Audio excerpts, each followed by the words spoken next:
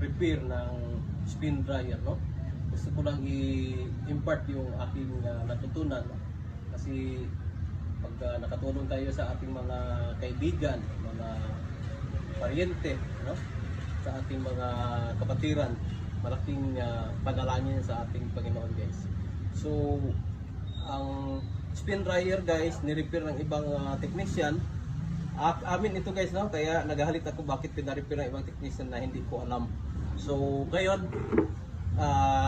kami na lang mag-repair, guys, kasi may knowledge din kami or may experience din kami sa electronic paano mag-repair. Okay, ito yung ano natin, guys. Ito yung spin dryer natin. Tingnan natin, Fuji Denso. Ang brand is GSD 681, 6.8 kilograms. So kung i-on natin, guys, pag isaksak natin sa kuryente, wala talaga, hindi talaga gumagana. Yung timer lang ang gumagana, pero hindi umiikot yung ano, guys, no? Hindi umiikot. So ngayon, pabuksan mo na sa aking partner, guys. Ito yung aking assistant, guys, oh. Ito yung yan, si Jerome. Ito yung assistant ko, guys. O, sige, pabuksan mo natin kung anong problema, guys. Kasi pinaayos namin ito sa ibang technician, no? Okay, so niluwagan niya. Ayan, yan, may malit na ano, may malit na screw. Luwagan mo yan. Ayan, yung lock niya. Ayun. Uy, nako. Tingnan natin, guys. Oh, kamu na ito. Dito ka dito likod. Okay. O, tingnan natin, guys, sa loob, guys. Okay, tingnan natin. Wow. Lahat nakatiwangwang, guys, no? Yung timer at saka yung switch hindi nakakonect. Ayun, yung motor hindi pa rin nakakonect, no?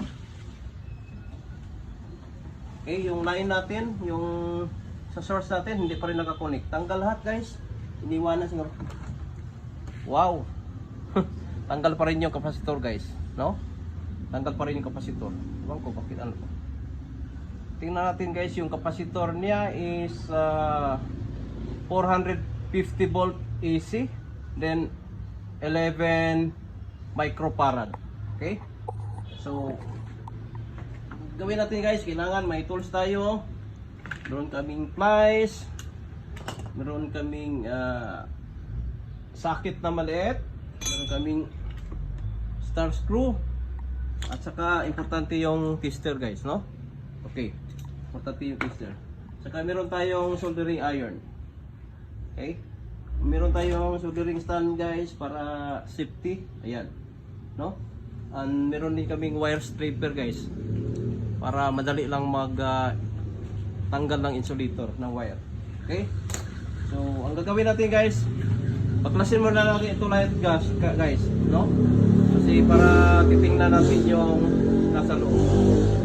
Okay, so after dito, guys, balik lang kami, baklasin muna namin ito para hindi masyadong mataas yung ating video, no? Para makatulong din sa inyo. So baklasin natin, titingnan muna natin yung motor, bakit hindi gumagana yung motor, guys, no? So nakita kasi namin, guys, parang may ano yung motor, may sunog, so siguro motor ang problema. Tsaka testingan natin yung capacitor. Okay, sige, guys, balik lang kami, guys.